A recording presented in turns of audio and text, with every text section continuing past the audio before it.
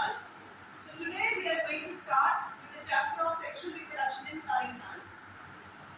Reproduction means again producing. Re means to produce again. Why reproduction is essential is to maintain the species. That is, in order to maintain the species, reproduction is essential. In plants also, sexual reproduction takes place. And flower is a modified shoot for reproduction. So to start with reproduction, first of all, today we are going to study the structure of flower, the basic words of flower, how this is a modified shoot, what are the essential words, what are the reproductive words. So if we're coming to the structure of flower, that is, it has basically four words. Outer one is known as calyx. This one is calyx. We will do the dissection of the flower to show the calyx. This is the hibiscus flower. In this, if we see towards this side, these green leaf-like structures, these are present above the calyx. These are apicalyx. So in hibiscus, we can say above the calyx is present apicalyx. Then is the calyx. Calyx is green in color, which is also known as sepals. The basic aim of sepals is to protect the flower during bud condition. You can see this is covering, but this is an open flower. During bud conditions, the calyx will protect the flower. So this is the calyx. These colored are the petals, or we can say these are also known as corolla. So this is the second most word. These are the petals or the corolla. These two words, they are known as accessory words. Petals, mostly colored, petals having fragrance. Why they are colored and having fragrance? To attract the insects for pollination. Pollination is very much essential for sexual reproduction. So petals, they have color, they have fragrance to attract insects for pollination. Then comes the next two words, which are the reproductive words, which are the male reproductive word and the female reproductive system. The third one is known as androecium. Androecium is the stamens. It will consist of anther and filament. This is anther. This is filament, and these are also together known as androecium. The next fourth word is also known as gynoecium. Gynoecium is crystal or carpel, and it consists of three parts, that is stigma, style and ope. So this is stigma, this one is style, and this one is ovary. These are the three parts of the female reproductive system, that is the gynoecium. This is just a representation, a diagrammatic view of what a flower is, what are the structures of flower. Now we will dissect the flower to study its structures. See, this is the apicalyx. We are going to remove the apicalyx, right? So after removing the apicalyx, we can clearly see the calyx. These green colored parts, they are the calyx. We are removing this calyx also.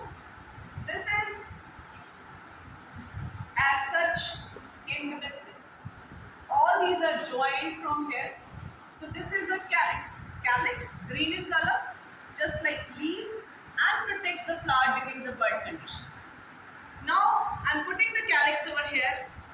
We will see the colored petals. These colored petals, these are also known as corolla. We are going to dissect this also one by one. We are going to remove one by one each petal. We have removed all these petals one by one. Now we can see the reproductive birds. Sepals and petals, they are the accessory birds. Petals, they are attracting the insects for pollination. They have nectar, they have fragrance, they attract the insects for pollination. Now in this hibiscus, the shoe flower, can you see these yellow colored? These are anthers containing the pollen grains. And these red color filaments, these are the filaments. In hibiscus, the ovary, the style is completely enclosed by the filaments. Now we are going to dissect it with the help of a needle. We will dissect it with the help of a needle. All these red, they are enclosing the style. It is a sticky flower, so we will remove very carefully. So this is being removed from the style.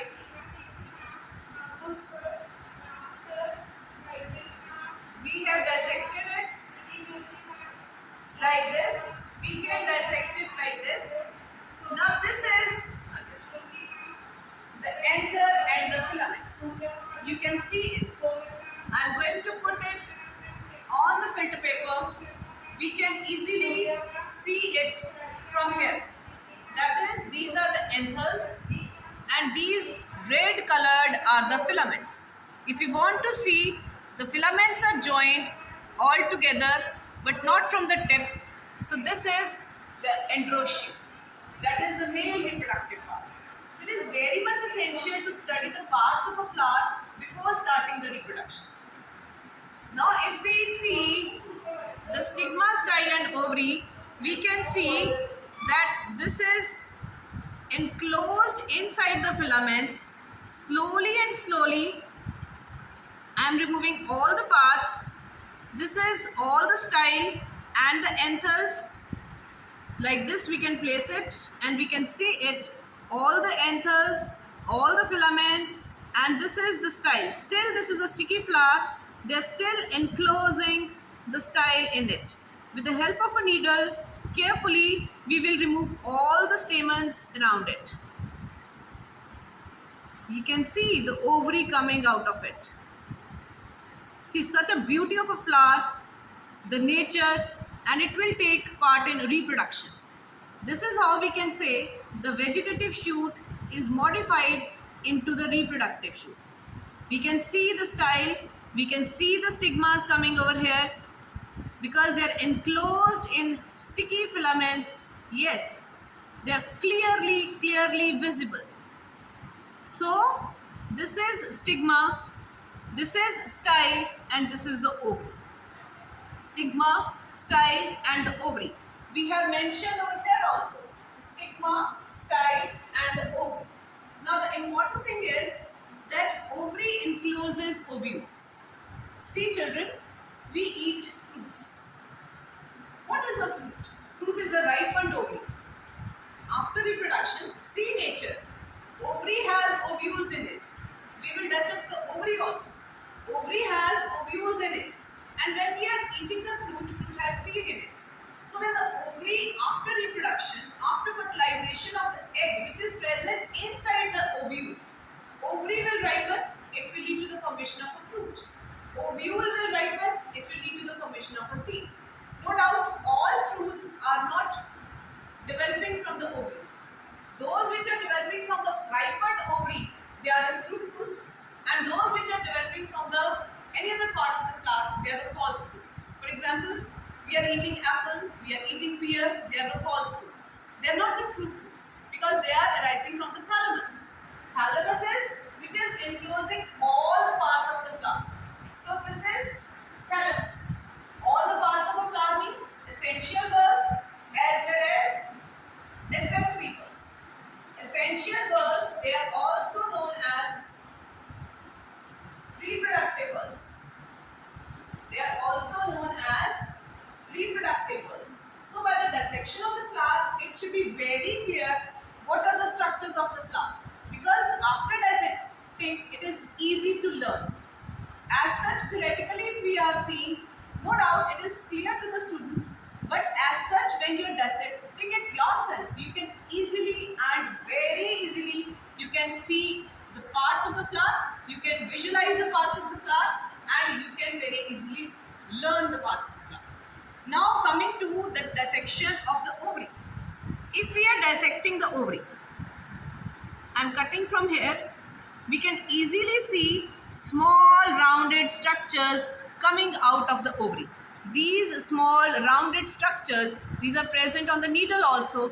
These are the ovules. So inside the ovule is the female gamete present, that is the egg. See the nature. Inside the ovary is the ovule. Inside the ovule, the egg will be present.